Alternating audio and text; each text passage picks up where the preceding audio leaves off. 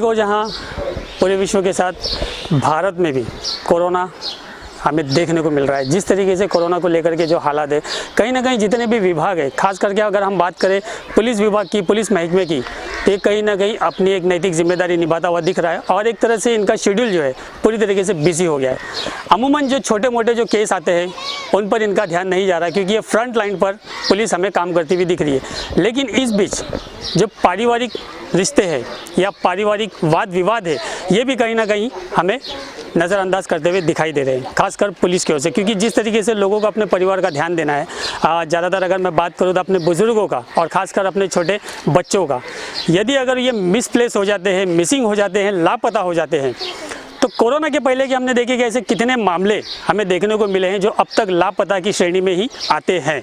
लेकिन फ़िलहाल यदि अगर हम बात करें तो एक मामला ऐसा देखने को मिला है कि शायद वो नसीब वाले थे जो अपने घर तक पहुंच चुके। जी हाँ, फिलहाल इस वक्त मैं आर्य कॉलोनी के यूनिट नंबर 31 में खड़ा हूं। यहाँ पर भी कुछ इसी तरीके का मामला देखने को मिला। एक बुज़ुर्ग जो अपने घर से गुमशुदा हो गए थे, लापता हो गए थे, लेकिन यहाँ के स्थानिक रहीवासी और यहाँ की जो लताई एजुकेशनल ट्रस्ट है उसके माध्यम से सही सलामत उन्हें उनके घर तक पहुँचा दिया गया। आपका नाम क्या है?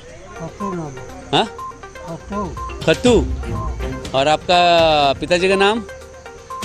पिताजी का नाम? आपका पिताजी का नाम? नहीं। और आपके बेटे का नाम?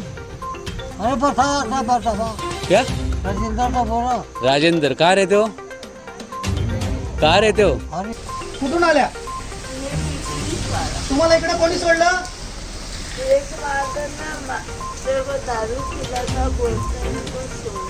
कोणाच्या गाडीमध्ये आल्या तुम्ही? आणि इकडे कोणी सोडलं कॅन्टीनला? पोलिसांची गाडी होती? पोलिसांची गाडी होती। आप जानते हैं इनको?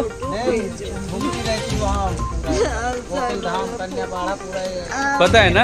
हाँ, जाओ। आपका पहचान काय आहे? तिकडे हाँ घेतलं। तुम्ही जाओ, बसा। जाओ, तुम्ही जावा। बसा ना मावशी ताई, बसा। नाहीतर मग तो पण निघून जाईल, त्याला पण धंदा करायचा आहे। मेघवाड़ी जोगेश्वरी ईस्ट मुंबई रहवासी खट्टू यादव उम्र 75 साल के बुजुर्ग इस महीने की तारीख 27 जून अपने घर जोगेश्वरी ईस्ट हरिनगर से टहलने निकले। वे टहलते टहलते कब अपने घर से दूर निकल आए उन्हें पता ही नहीं चला और वे रास्ता भटक गए और लापता हो गए। इस खबर को देखने से पहले आपको यह समझना बेहद जरूरी है कि लापता लोगों की संख्या कितनी है। देश में लापता होने वाली महिलाओं और बच्चों की सर्वाधिक संख्या के मामले में महाराष्ट्र और मध्य प्रदेश पहले और दूसरे स्थान पर है। इन दोनों राज्यों में साल 2016, 2017 और 2018 के दौरान सभी राज्यों की तुलना में लापता लोगों में बच्चों और महिलाओं के मामलों की अधिकतम संख्या दर्ज की गई है। रिपोर्ट के अनुसार साल 2016, 2017 और 2018 के दौरान महाराष्ट्र, पश्चिम बंगाल और मध्य प्रदेश में सबसे ज़्यादा महिलाएं लापता हुई। महाराष्ट्र में साल 2016 28,316 महिलाएं, साल 2017 में 29,279 और 2018 में 33,964 महिलाएं लापता हुई। महाराष्ट्र के मुंबई और पुणे में ऐसे मामलों के आंकड़े सबसे ज़्यादा दर्ज किए गए। मुंबई में जहां साल 2017 और 2018 में लगभग 4,718 और 5,201 महिलाएं लापता हुई, तो वहीं पुणे में समान अवधि के दौरान लगभग 2,576 और 2,504 महिलाएं लापता हुई। पश्चिम बंगाल में साल 2016, 2017 और 2018 के दौरान लापता महिलाओं की संख्या लगभग 24,937, 28,133 और 31,299। मध्य प्रदेश में साल 2016, 2017 और 2018 के दौरान लगभग 21,435, 26,587 और 29,761 महिलाओं के लापता होने की रिपोर्ट दर्ज की गई।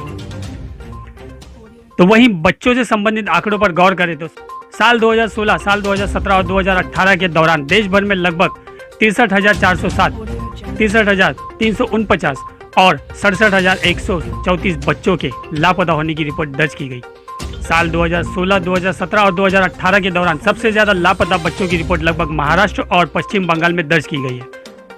इस रिपोर्ट के मुताबिक मध्य प्रदेश के इंदौर में सबसे ज़्यादा लापता बच्चों से संबंधित रिपोर्ट में यह आंकड़े साल 2017 और 2018 के दौरान लगभग 596 और 823 थी। मध्य प्रदेश के ही सतना जिले में लापता बच्चों की संख्या साल 2017 के 360 से बढ़कर साल 2018 में 564 हो गई। पश्चिम बंगाल के कोलकाता जिले में साल 2018 के दौरान लापता बच्चों का सबसे ज़्यादा 989 देखने को मिला।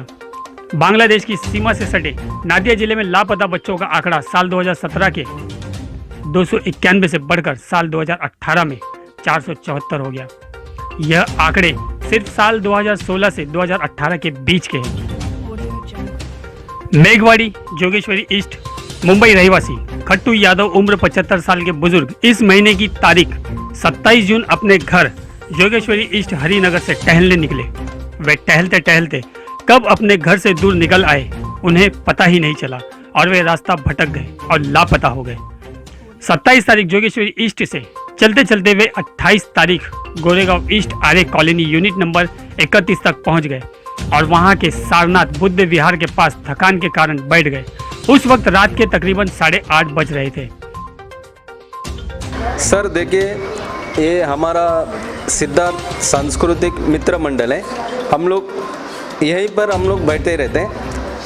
एक 70-72 का एक इंसान आए थे और उनका चेहरा देखा तो एकदम नर्वस था। फिर हम लोग जाके देखा, बोला यार कोरोना का टाइम है, पूछते उनको कहाँ से आए करके। फिर हम नज़दीक गए, पूछे चाचा आप कहाँ से आए?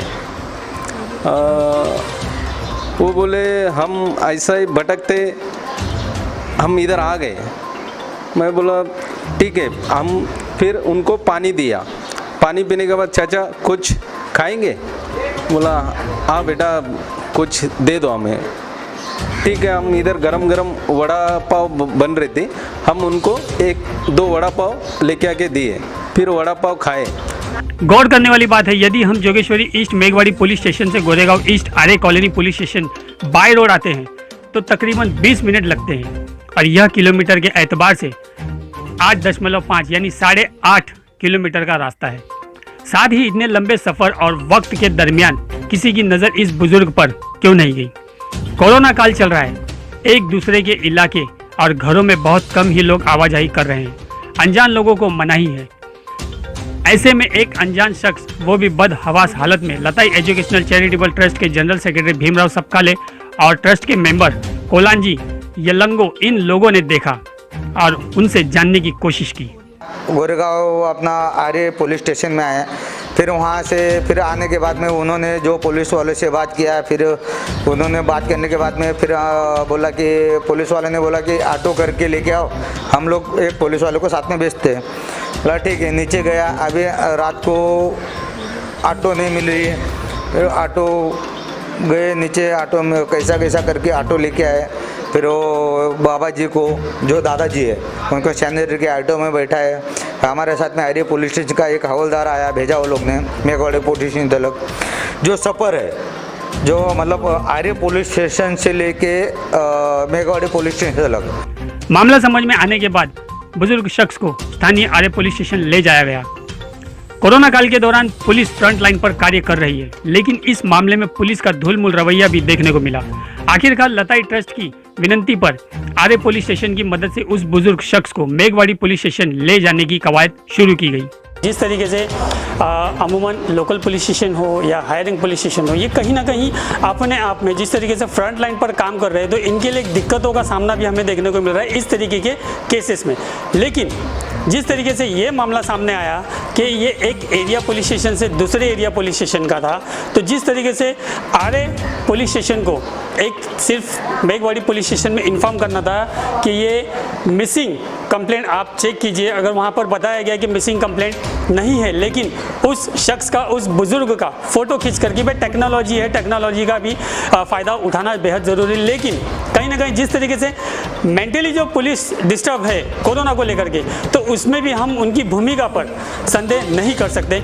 यहाँ लताई एजुकेशनल ट्रस्ट के फाउंडर और प्रेसिडेंट हमारे साथ मौजूद है। हम उनसे जानने की कोशिश करेंगे कि सर, आप लोग तो काम कर रहे हैं लॉकडाउन 1 से लेके 5 तक, अनलॉक 1 से लेके अभी अनलॉक 2 तक, ये इस तरीके का मामला किस तरीके से देख रहे हैं आप? क्योंकि फैमिलीज़ को, अपने परिवार का ध्यान रखना बेहद ज़रूरी है इस जैसे नाजुक हालात में। आपने सही कहा, इस कंडीशन में सरकार बोल रही है घर पे रहो, सुरक्षित रहो।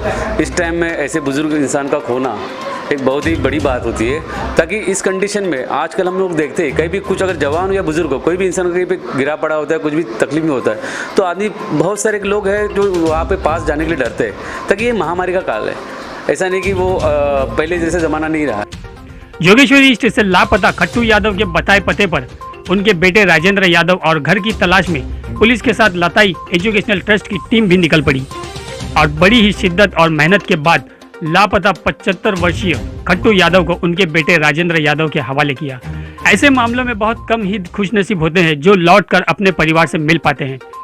लताई एजुकेशनल चैरिटेबल ट्रस्ट संतोष नारायण शेट्टी, स्वप्न चंद्रशेखर कड़वे, भीमराव सपकाले, कोलंजी अन्ना, यालंगो अन्ना, साथ ही PSI Shaikh madam Dindoshi police चौकी, PSI Mohite sir Aarey police चौकी, PSI madam Meghwadi police station, police control room Aarey और मेघवाड़ी पुलिस स्टेशन सारनाथ बौद्ध विहार, इन सभी को गली मीडिया उन लोगों को सलाम करता है।